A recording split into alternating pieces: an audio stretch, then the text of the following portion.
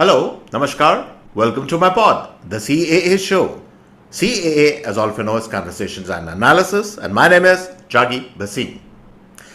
Today, I'm not going to talk about politics. Today, I'm going to talk about fun. That's right, fun.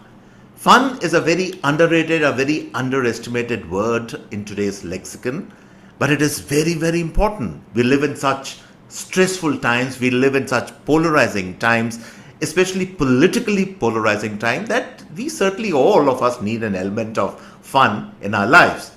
And I watch these two serials on streaming services which define fun for you, which are fun to a large extent. I'm going to talk about these two serials, and these two serials are, the first one is Emily in Paris, which is streaming on Netflix, and the other one is Call Me Bae, which is streaming on Amazon Prime.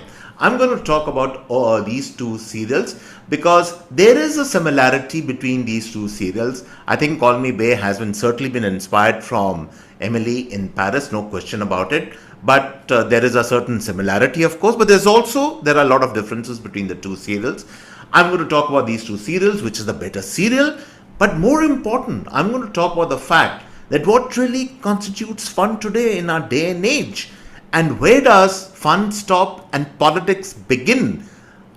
In such serials also, that's right, in such light, frothy serials also, where does politics begin? Politics in the world of entertainment, where does it all begin? I'm going to discuss all that today in my podcast. But before I do that, as usual, I would urge all of you to please subscribe to my channel, the CAA Show.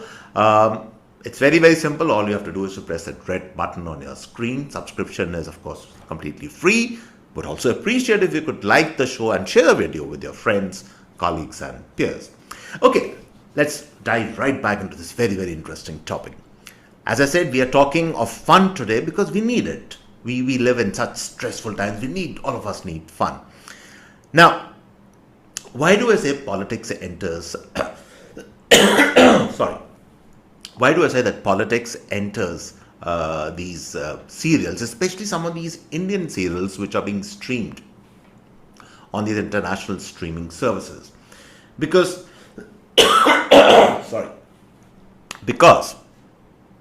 what really is happening is that a lot of the serials, Indian serials, are being given a political color by the content creators. We saw that happening in the IC 814 series, where a lot of people felt that the facts, which was based, of course, on a real life incident, and a lot of people felt that the facts were twisted, facts were hidden, interpolations were happening, new facts or new things were invented and put forward, and it was a biased kind of a serial.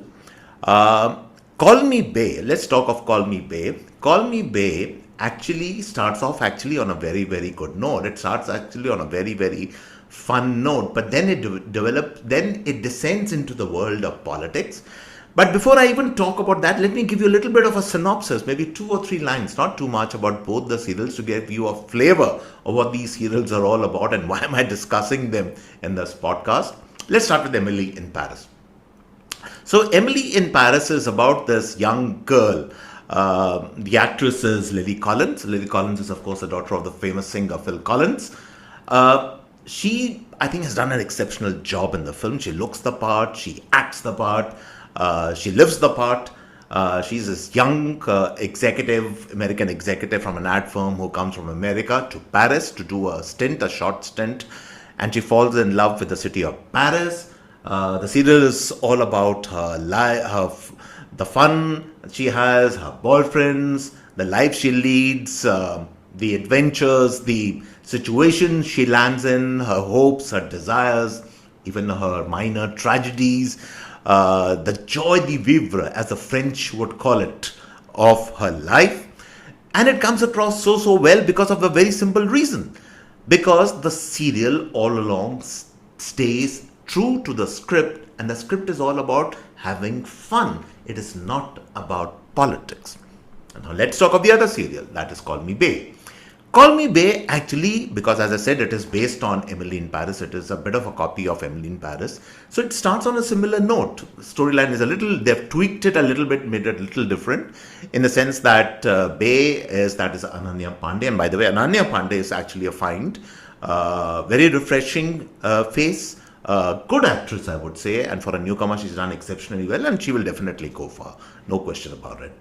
Now, Call Me Bay also starts on a fun note. This is about this girl who is a rich kid, born to an entitled family. She leads a great, cushy life till something happens, and then she's thrown out by her family. She's ostracized, and then she has to make it on her own in the tough city of Mumbai. And that's what the serial is all about. So, on the premises, on the storyline, they've tweaked it, of course, from Emily, but still, it's not a bad storyline. It's a good storyline.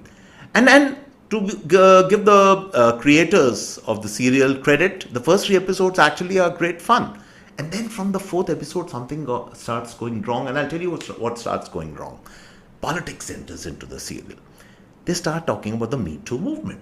They start taking and name-dropping names like, hold your breath, Christiana Amanpour, Indira Jaising.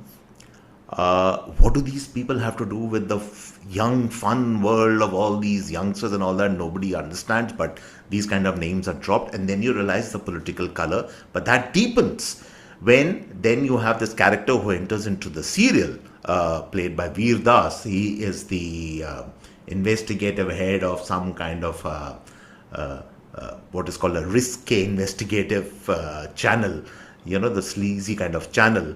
And it is patterned on Arnav Goswami. Nothing wrong in lampooning Arnav Goswami. You want to do that, please go ahead and do that. But what is the need? What is the need for all these politics? Because you suddenly realize that they are talking of a political dispensation. They are talking of a political ideology. And youngsters, and Ananya Pandey, what would be less than 20 years old, 21, 22, or whatever. Are youngsters so much bothered with politics? Not really. They are out there to have a good time, a fun time. And that is what the serial should have been all about. But it goes into this completely Me Too kind of heavy-lidded, heavy-footed kind of entertainment. It's not even entertainment. It gets boring, gets unwatchable after some time. And that's why, to give my verdict right in the beginning, Emily in Paris is a far, far better and a far, far more superior serial. And not because it's a Farang serial, as I said, it's not because it's been shot in Paris, but because it stays true to its original idea. And therefore, the larger question which I'm asking in this podcast is that why do streaming services in India, international streaming services, they end up by giving Indian serials a political tinge, a political color? Why does this wokeism enter the narrative in serial after serial after serial?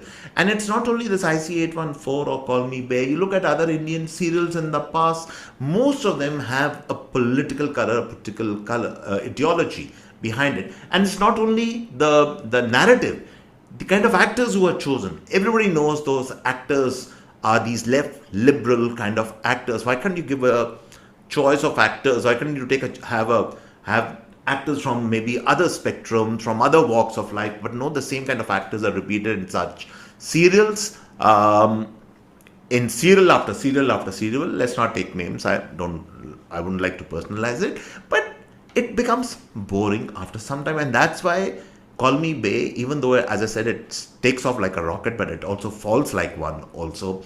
It doesn't go anywhere because of all this politicization. And therefore, the question which I'm asking is that, what are we then watching? Are we watching fun? Are we watching entertainment? Or are we watching propaganda? And that's the larger question. Because the charge that can be flung on some of these streaming services is that, are you peddling out propaganda? Are you trying to turn the minds of younger people in India? I don't smell some great conspiracy out there, not at all. But I'm saying this is not great fun. This is actually bad watching in a way. When you bring political colors into the entire narrative. And then, please remember also, let's take our ecosystem today. What kind of ecosystem we live in? Let's face facts. We live in a very, very polarized world. We live in a world where everybody has a political opinion. People can't even stand each other with different political opinions. We all know what happens on WhatsApp groups. If in a, let's say in a school group or a college group, somebody has a different opinion and they voice that opinion, then people get very upset. There are calls for those people to be thrown out. That's the kind of day and age we live in. And therefore, when you are peddling a particular kind of political narrative on the streaming services, is that correct? Is that morally correct? And that's the question which I am asking. What is the need for that? You can have a very interesting serial which is all fun. Emily proves that. There is not an iota of politics in that serial. And I'm watching that serial along with my wife. We watch a couple of episodes every night, the second season, and it is great fun. When we started doing the same with Call Me Babe, we watched, as I said, 3 episodes, and then we got so sick of it that what the hell are these guys trying to do? Why all this political coloring which is coming? Because also remember, please think, the important thing to remember in entertainment is that in entertainment, simplicity counts. Not this layers and layers of complexity, heaviness, which these kind of politically driven serials bring along with them. Everybody wants simplicity, everybody wants an important, riveting subject, but which is simple. And at the same time, the young, and it's not only young, I would say, but I would say people of my age group also, seniors, people of middle age groups also, youngsters, everybody wants hope. They don't want instruction all the time. They don't want to be told all the time. And the problem with these kind of serials are that they are didactic in nature. What does didactic mean? Didactic means with an intention to teach. They are teaching you this is the kind of political course you should take. This is the kind of political ideology you should choose. That all the hurt, all the sympathy, all the empathy in the world is reserved for only these kind of people. Everybody else is an uncouth or is a tyrant or whatever. And that is false narrative. And unfortunately, a lot of the serials are peddling that. And therefore, let me give you a very interesting example, something which happened, I think, 2 or 3 days back. It was a bit of a world event where Oprah Winfrey, if you remember, she did that show where she invited Kamala Harris. And of course, as we all know by now, that who were the people who were taking part in that, who made an appearance? They were people like Meryl Streep, Julia Roberts. Now, Meryl Streep, Julia Roberts, and they were endorsing Kamala Harris, obviously. Now, these are icons. These are people we have all looked up to. Today, if I want to think of Meryl Streep, I would like to think of Meryl Streep as this fantastic actress who did those stellar roles in films like Out of Africa. Again, Julia Roberts, somebody who's done these fabulous roles. You still remember Julia Roberts for the portrayal in the film Pretty Woman. I am not interested in her political endorsement, be it of Kamala Harris or for that matter Donald Trump or for that matter anybody else. If I want political endorsements, why should I go to these people? I look up to these people for their talent in the creative world, in the creative arts. And this is what they forget. And when you politicize entertainment, when you politicize the creative arts, this is what happens. The ordinary comes out, the banal comes out, the boring comes out, and a point comes when you stop watching that. And therefore, just to kind of cap up this about the 2 serials, and then I'll take you to another interesting point in this, that as I said, we certainly need a lot of fun, we need a lot of entertainment in our lives. And Emily in Paris, of course, brings about that. But we need our Indian serials to follow that path. We need them to be free of all these biases of this political coloring. And let Hollywood be politicized or whatever they want to do. But for God's sake, in Bollywood, let's try and have people who just give us good entertainment. That is what we are rooting for. And it's not that I am saying that I can't stand left liberals or something. I can't stand even the right-wing people who keep advocating this kind of nonsense all the time. I'll just give you a couple of names. There are 2 names now. And these 2 guys, ironically, were pals in the National School of Drama. This is Nasiruddin Shah and Anupam Kher. And both of them today, you can't stand these people. They don't do any good roles. There's nothing much which is coming out creatively from both ends, from both sides, from both actors. But all they're doing is Nasruddin Shah is politicizing day in and day out. Anupam Kher does politics day in and day out. You don't need creative people to get into all this. Stick to creativity. And that's the object lesson which is lost on the creative world. I'll end this podcast by giving a very interesting example. I was watching a podcast today in the morning, and this was this gentleman called Michael Ovitz, who is again a legend in Hollywood and also in Silicon Valley. He was a super agent. He was created many companies, and he was speaking at the All-In podcast summit. And he made some very interesting points. He said today what is happening is that artificial intelligence now, the kind of advancement which has happened, especially in the world of creative cinema, that soon you will be seeing reels, feature films also, where literally you can make your own film. You can choose your own endings, you can choose your own actors. Tomorrow, let's say, tomorrow, for instance, if I use artificial intelligence, and according to what he was saying was, if I want to watch a film, let's say by Humphrey Bogart or Clark Gable, I can change the ending of Casablanca. I can change the ending of Gone with the Wind if I want to with artificial intelligence tools. And that got me thinking, and it begs the question that why we come to the stage where we require artificial things to entertain us. What about feature films? What about serials on streaming services? And why that is will not work and artificial intelligence will actually come and be operational is simply because of the fact that we are giving one-sided narratives in these spheres. In streaming services, by and large, there is this left liberal narrative which is going on constantly. And after some time, even if you're a left liberal, you'll get bored with it. You'll want to watch and enjoy something else. And that's the problem which people are not understanding, that too much of one thing actually bores you, tires you out.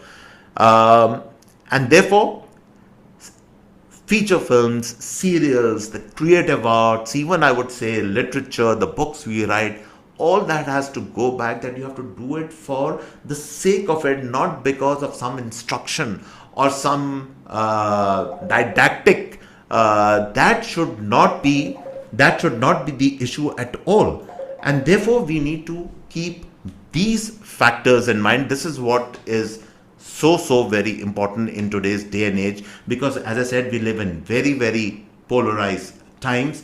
And in these polarized times, there is need for simplicity. There is need to go back to the basics, to the very simple. As I said, Call Me Bay started with that simple basics, but unfortunately it went off the path. Maybe there's a lesson that we all need to learn from there. We need to go back, as I said, to something which is entertaining, which is fun. The element of fun has to come back without any political coloring. And so on this note, I come to the end of this particular podcast. I hope you really enjoyed it. And till next time, it's goodbye and cheers from my end.